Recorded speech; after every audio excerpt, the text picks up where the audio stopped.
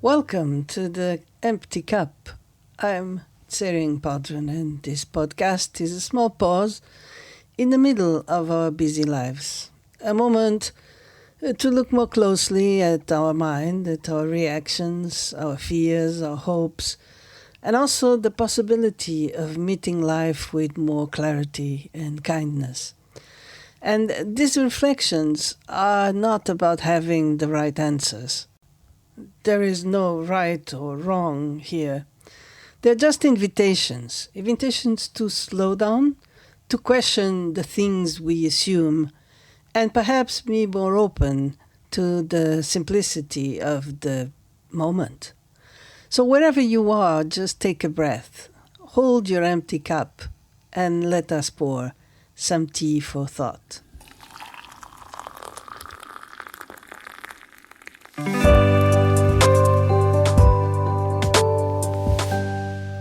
There is an old joke I love. It's about the priest who has complete faith in God. One day, there is a warning that the village where he lives is going to be flooded. The authorities begin evacuating everyone. And of course, a rescue team arrives at the priest's house. "Father, you need to come with us. The river is rising." But the priest smiles peacefully. "Don't worry about me. I have complete faith. God will save me." So the rescue team insists, he also insists, and then they end up leaving. A few hours later, the water has risen considerably. The ground floor of the house is flooded, and the priest has now moved upstairs. Then a boat comes past. "Father, please get in, the water is still rising." But again, the priest refuses and says again, "Don't worry, God will save me." Eventually, the water reaches the roof, and the priest is sitting on the top of it. Then a helicopter comes. They lower a rope and say, "Father, please grab the rope." No, I trust God entirely. God will save me." Well, the water keeps rising and the priest drowns. And dies, of course. When he arrives in heaven, he is furious. He demands to see God. "How could you? I gave you my entire life. I trusted you completely. And when I needed you, you just abandoned me." God looks rather puzzled. "Well, I sent you a car, a boat, and a helicopter. What else was I supposed to do?"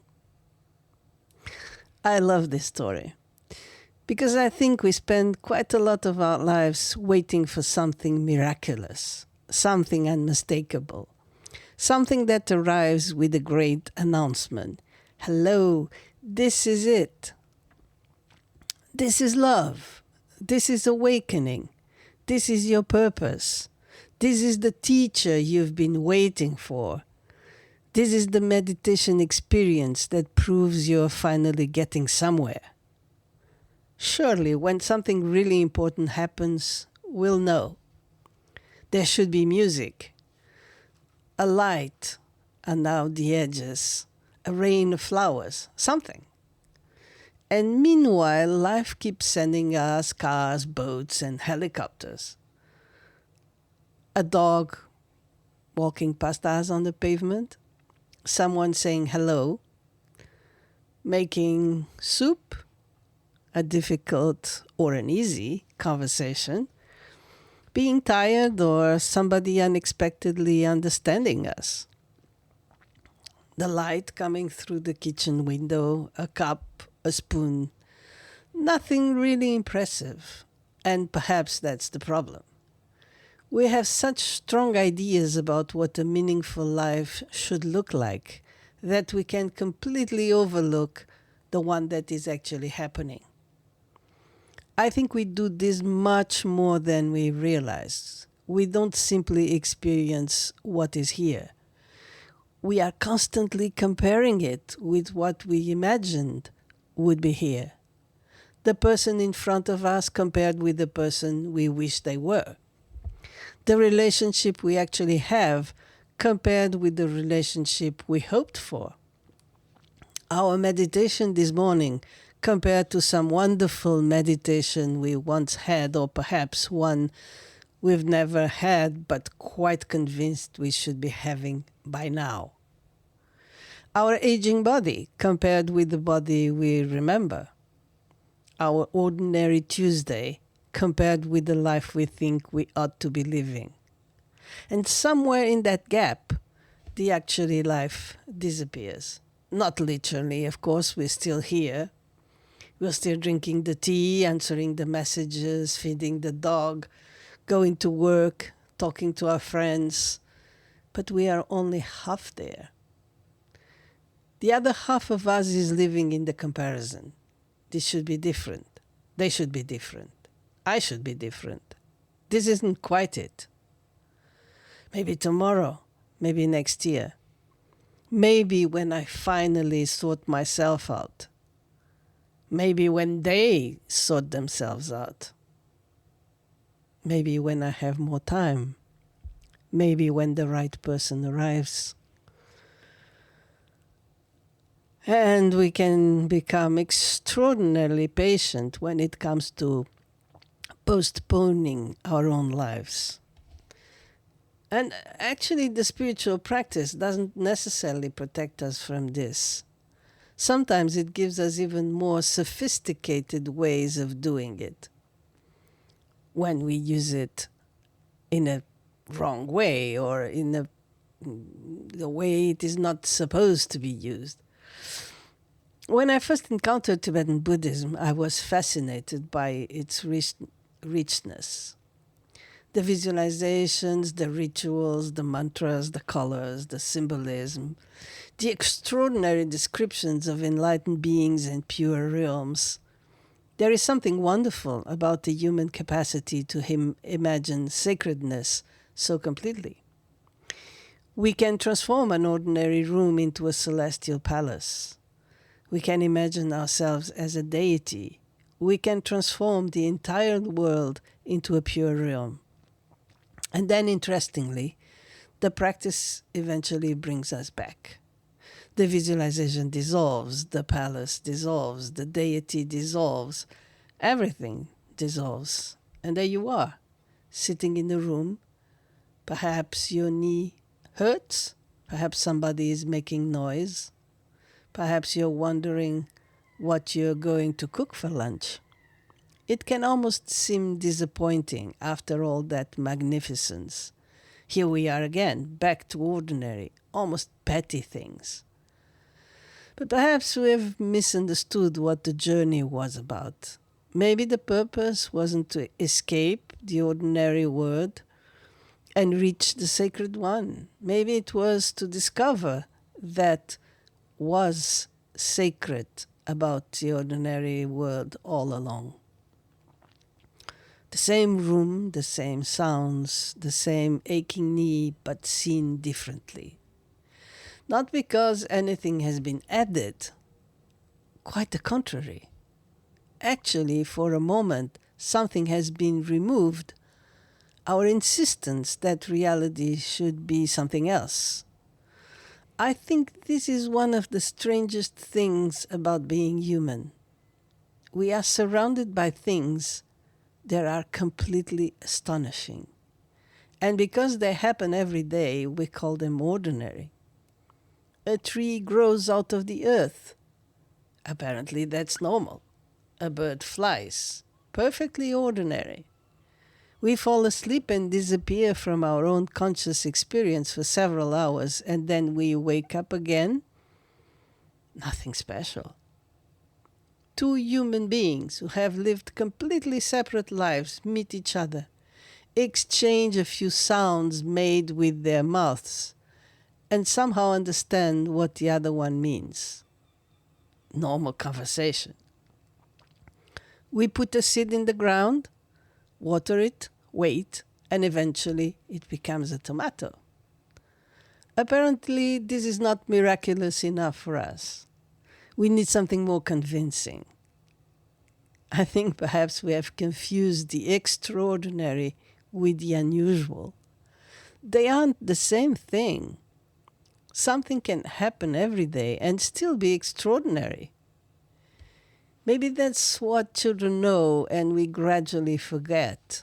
A child can spend 20 minutes watching an ant. Not because the ant is doing anything particularly interesting. It's just an ant walking, carrying something far too large for itself, changing direction for reasons only ants know. And somehow that's enough. We adults have important things to do, more important things to do. We already know about ants, so we stop looking. And perhaps we do something similar with people. At first, when somebody enters our life, we see them. Their gestures are interesting. We notice the way they laugh, the strange expressions they use, the way they hold a cup. Then gradually we stop seeing the person and begin seeing our idea of them. We know who they are. We know what they'll say. We know what they should do. And unfortunately, we also know how they could improve, how they could become more aligned with what we want them to be for us. They stop being a mystery and become a familiar character in our story. Partner, friend, mother, daughter, colleague, teacher, difficult person, reliable person, unreliable person. And often we're giving them a role we mostly notice whether they're playing it correctly. We sometimes spend years trying to turn something or someone into what we believe it could be, and fail to notice the particular beauty of what is already there. So I've been wondering about a rather strange question. What happens if for just a moment we stop asking reality to audition for a different role? What if this person doesn't have to become the person I imagine? What if this relationship doesn't have to resemble the relationship I thought I wanted? What if today's meditation doesn't have to be peaceful? What if my body doesn't have to look like it did 20 years ago? And what if Tuesday is allowed simply to be Tuesday and not Thursday or Friday or Saturday? When this happens, then something rather interesting happens. Reality comes back. The person in front of us becomes a person again, not a role, not a promise, not a disappointment, a living, changing, mysterious human being. The ordinary moment becomes strangely vivid because we are no longer waiting for the special one. And perhaps we begin to notice all those cars and boats that life has been sending us. You know, the friend who called, the stranger who smiled, the meal somebody prepared, the tree outside the window, the fact that this morning, once again, we woke up. This doesn't mean everything is wonderful. No, ordinary life does contain pain, boredom, illness, loneliness, conflict. Sometimes ordinary life is extremely difficult, extremely uncomfortable. Seeing reality clearly doesn't mean putting a golden frame around it and calling everything beautiful. It simply means meeting what is here before deciding what it should have been. And perhaps that is where a different kind of appreciation begins. Not gratitude as an obligation, not I should be grateful because other people have it worse. I don't find that very helpful. In a way, it's almost like rejoicing in not being in somebody else's shoes. No, something simpler. Attention. Actually being here. Because when we really pay attention, the boundary between ordinary and extraordinary becomes surprisingly difficult to find. A cup is just a cup. until you really look at it. A hand is just a hand until you remember everything a hand can do. A person is ordinary until you remember that there has never been another human being exactly like them, and there will never be one again. And this moment, this completely unremarkable moment, has never been before, will never be again. Perhaps awakening isn't waiting somewhere outside ordinary life. Because perhaps love isn't waiting to become extraordinary enough for us to recognize it.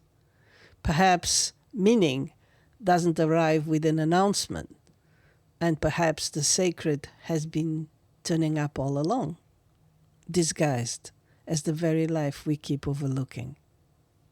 A car, a boat, a helicopter, a dog you pet on the pavement, a difficult conversation, a little kindness, a light coming through the window, a cup, empty or full, a spoon, and perhaps the practice of simply to notice before the waters rise too high.